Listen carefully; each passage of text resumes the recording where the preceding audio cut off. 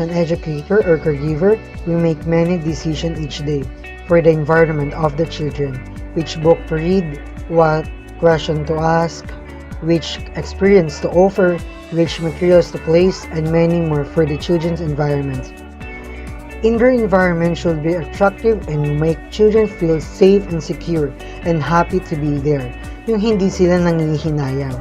And they should be placed where children can confidently play and learn. For the indoor environment, need carefully plan as it needs to be flexible to accommodate children's changing their interests and needs. If you have other idea or insight, just leave a comment below to share your thoughts about indoor environment. Thank you.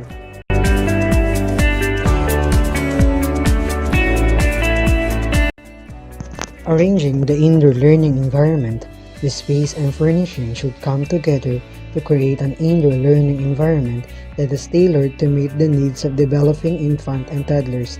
They need close supervision, positive guidance, and stimulating experience during this period of rapid growth.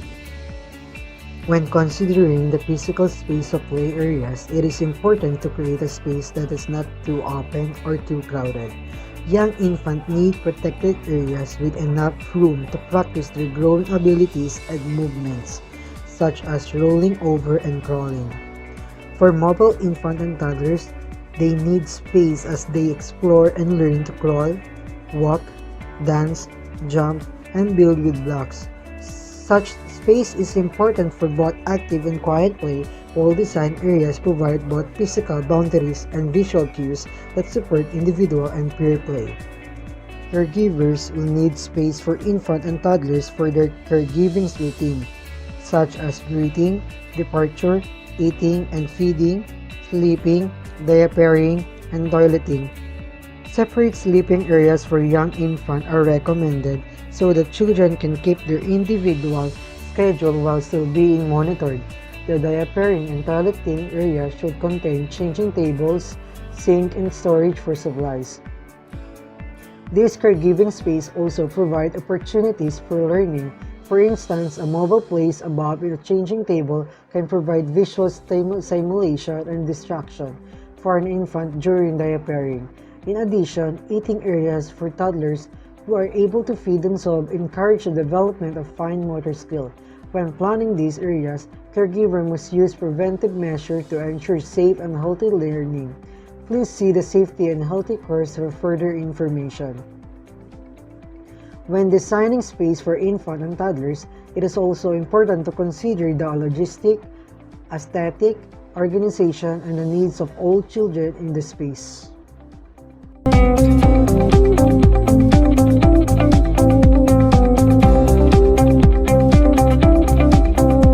For the designing for logistic, we need to think several times if we're going to design or redesigning our learning space. We will distinguish between space for group experience, privacy, place for adults, storage, and display. All of those are critical for a successful indoor learning space.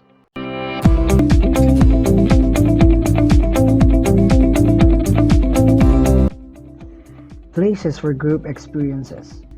Infant and toddlers learn primarily through exploration and interaction with caregiver. Spending time in group is an excellent way to begin to build an understanding of learning communities. For instance, a brief of 5 minutes or less daily group time can encourage infant and toddlers to share their ideas and notice the ideas of others.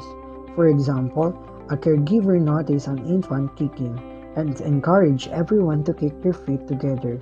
Or the toddlers say ice cream, and the caregiver suggests that everyone pretend to eat an ice cream together.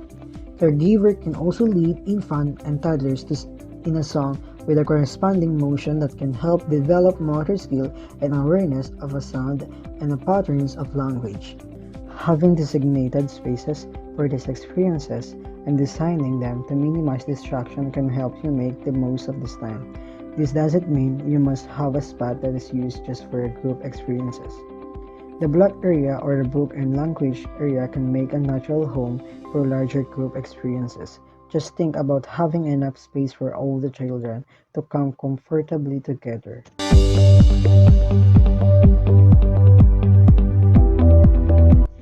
Places for privacy. Constantly being with other people for a whole day can be emotionally draining for anyone, and especially so for infant and toddlers who are still developing the ability to regulate their emotion and calm themselves.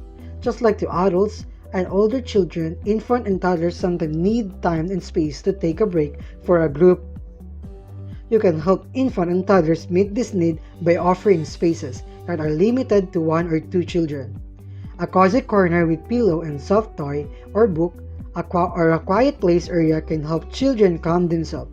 Remember, you can create this private space while still ensuring good visibility and children's safety. For others' reference, see the safety courses.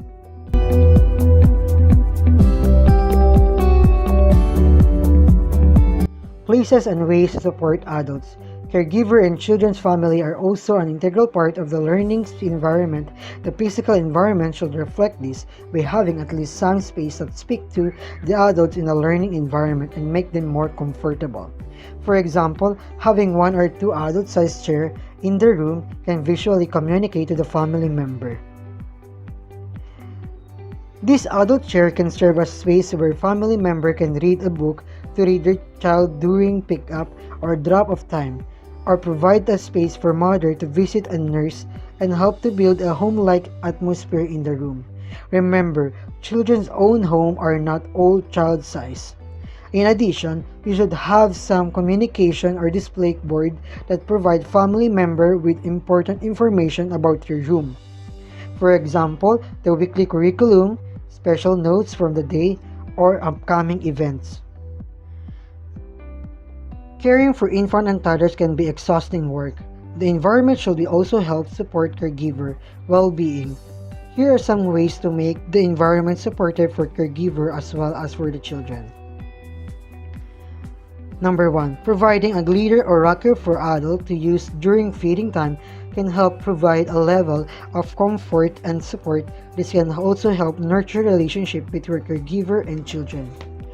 Close relationships reflect and promote knowledge of children's needs, which ultimately makes the caregiver job easier. Number 2. Using carpeted riser not only support infant and toddlers' use of motor skill but also help caregiver get up and down during floor play more easily. Third, adding step to the changing table in the diapering area for older toddlers to walk up can reduce the number of times that caregiver need to lift heavier children while also giving older toddlers a sense of autonomy.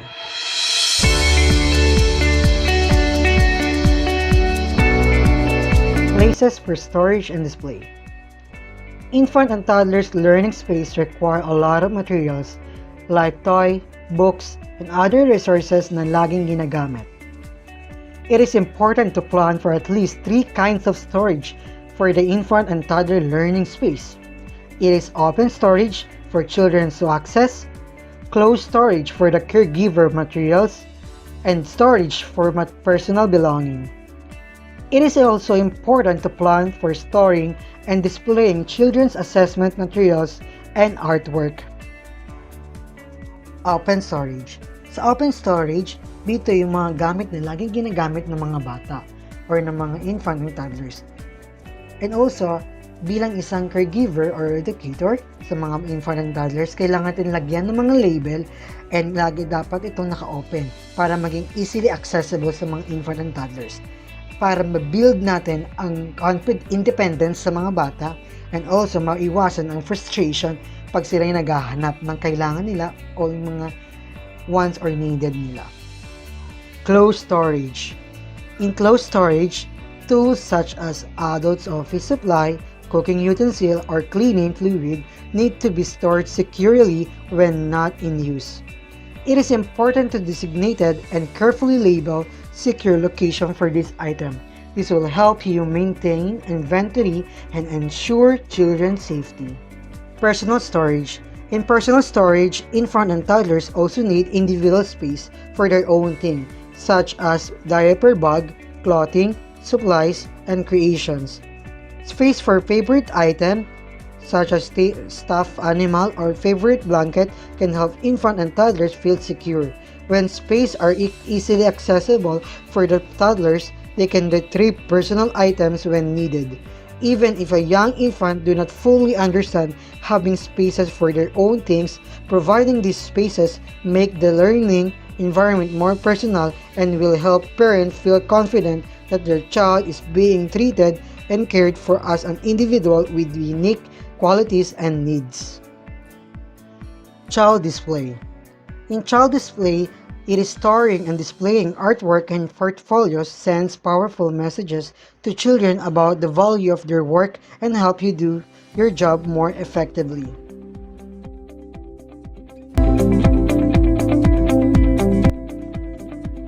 Home-like. In home-like, children are more likely to feel they can be themselves and have a sense of belonging when their classroom environment is like their home. There are many ways you can add personal touches to your classroom to create a home-like feel. For example, you can include soft furniture such as a couch or large armchair, non-toxic plants, natural or soft lighting through the use of window or lamps, throw pillow or cushions, other decorative touches such as area rug or repurposed furniture, family photos from the children and staff, inexpensive frame to hang children's artwork on the walls, neutral paint colors. Remember, children may spend several hours a day in your classroom. Creating a relaxing, home-like environment is critical. It can be overwhelming to spend 8 or 12 hours in space that are visually overwhelming. With bright lights or bright colors, a home-like environment, in addition, the place for privacy and quiet areas offer children the opportunity to seek calm when they need it. Including pictures of children and their families in conjunction with personal storage and displaying children's artwork is another great way to communicate that the space belongs to the children. When displaying pictures or adding a decorative touches, remember to hang or offer many items at children's eye level to reinforce that they are a valued member of the classroom space. Considering the tape pictures to the floor for the mobile infant, they can see them as they move about.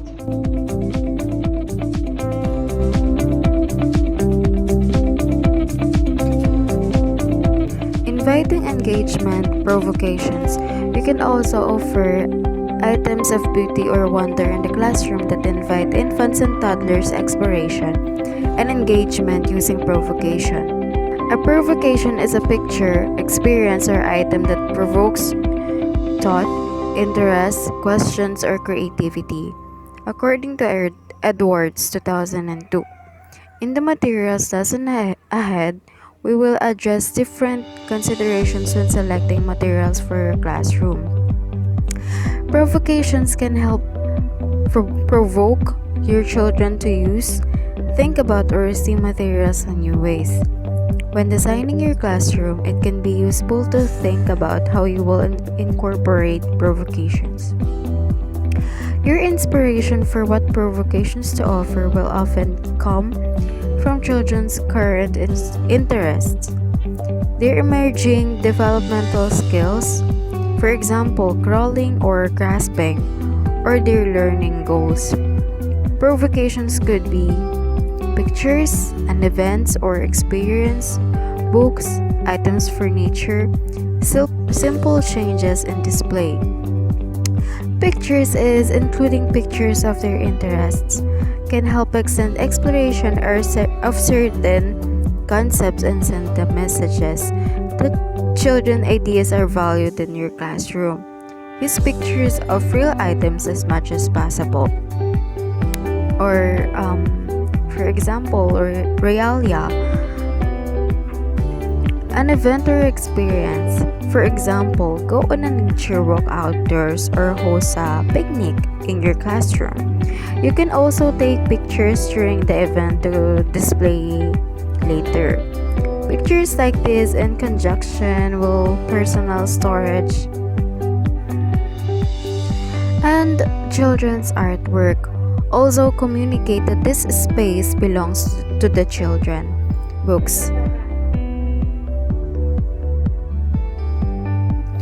Books. Strategically placing books relevant to children's current interests around the room that can change their play and engagement. For example, offer a book on construction sites next to the blocks or on taking care of babies next to dramatic play. Items from nature. This includes items you have collected from outside, such as leaves or nuts, or a vase of fresh flowers.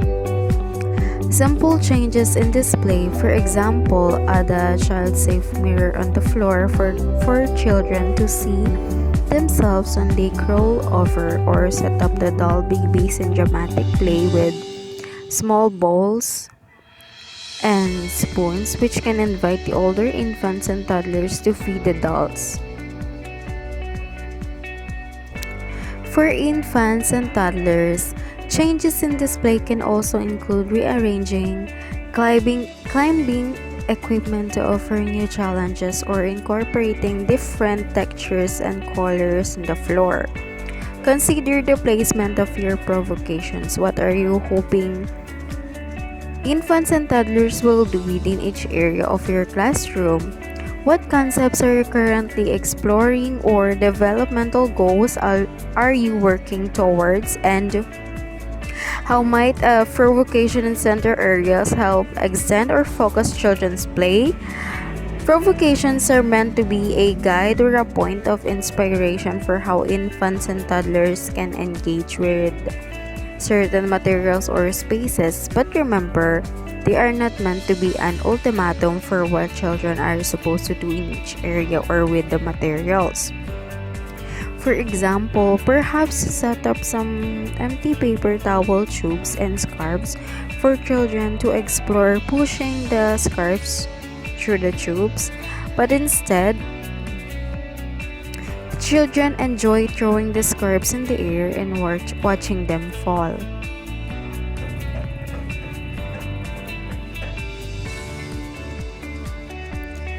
That is alright. Not every provocation will interest every infant or toddler or provoke the kind of play you expect.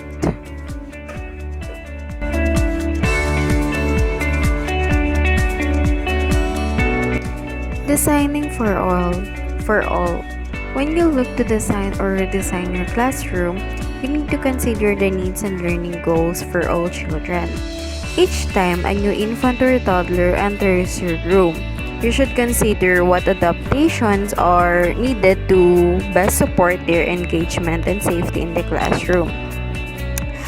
For children with special needs, it is important to speak with the child's family and your trainer, coach, or supervisor so you know the child's particular needs and what supports will help them. As we will discuss in the materials lesson, assuring that your classroom is welcoming to children from diverse cultural backgrounds is also critical to supporting the success of all your children in the classroom. In terms of environmental design, you may need to consider the physical space within learning areas or pathways between areas to ensure that infants or toddlers with physical disabilities can easily move around and participate, or caregivers can comfortably move them throughout spaces and participate with them. In addition, all children, but particularly children with social or behavioral needs or certain developmental disabilities, may benefit from a designated cool-down area where they can easily access materials that help them soothe themselves and where they can spend some minutes alone.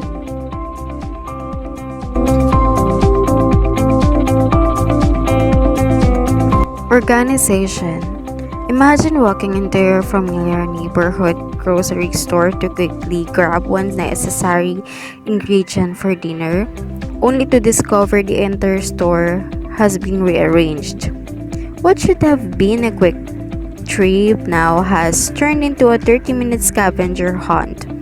You would feel frustrated and discouraged. In a learning environment, caregivers and children may also feel frustrated. when they cannot find what they need or when materials for play are unavailable.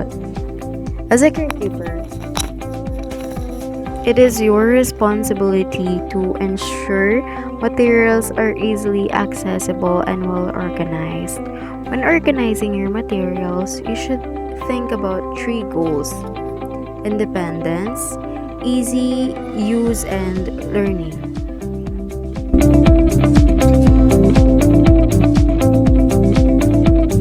Organize for independence. First, as children develop, we want them to learn that they can find and use materials on their own. The best way to accomplish this is to store materials on low, open shelves. This lets children see the materials available, make a choice, and return the item with less adult support. Keep in mind, though, that too many choices can be overwhelming. Low. Open shelves should display the toys and materials in a simple and attractive way. For young infants who are not yet mobile, materials will have to be brought directly to them. But as soon as children are able to creep or crawl the materials, they should be encouraged to select and access the materials they are interested in playing with on their own. Second, we want children to learn to use signs and symbols in the environment to support their independence. The major way we help them do this is by carefully labeling objects or the places the objects belong. The best labels use written words plus pictures or parts of the object, like a puzzle piece on a shelf that contains wooden puzzles. Labeling not only helps children learn to access toys and eventually clean up independently, it also creates a print-rich environment.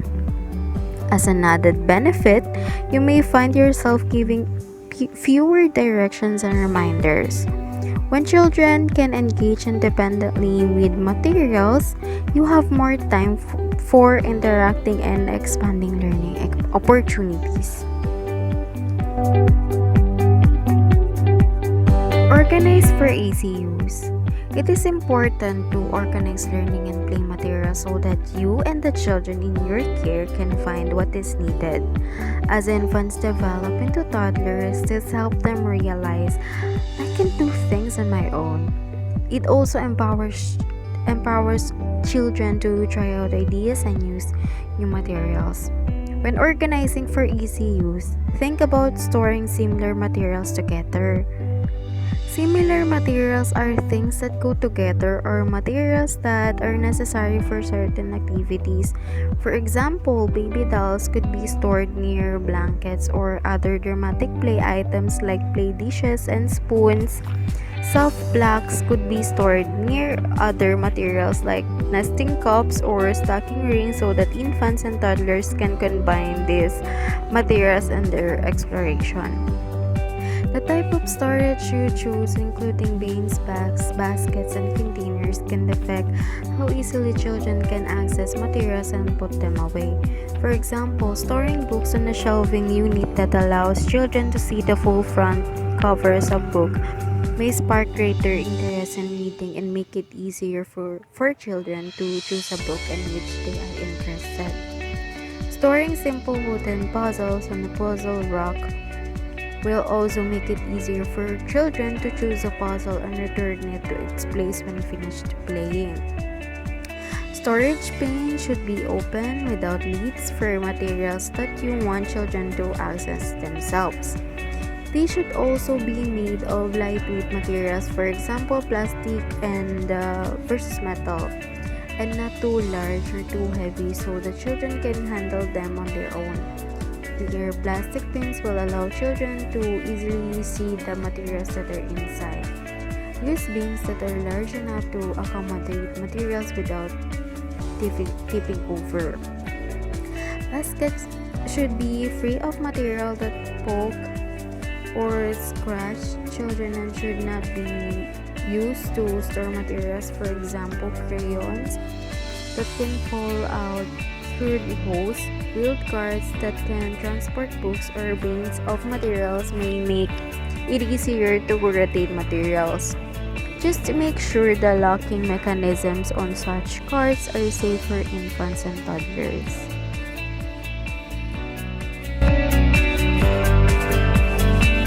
Organize for learning. It is important to keep space clean, which involves both adults and children. The steps you take to organize for independence and easy use will also help you keep the space tidy. Children will know where materials belong and they won't have to carry materials far from their storage spaces. Furthermore, children will learn to respect materials and the learning environment. As discussed previously with the concept of provocations, you can organize your space to spark or build upon children's interests. Displays, example, pictures, posters, or wall hangings can be arranged that help children explore ideas or try new things with the materials. Example, pictures of nearby construction activity next to the blocks and plastic trucks. Displays should also reflect the backgrounds, knowledge, interests, and experiences of the diverse children in your learning environment. To maintain children's engagements in play and learning, you will want to rotate materials regularly so children have the chance to use different kinds of materials.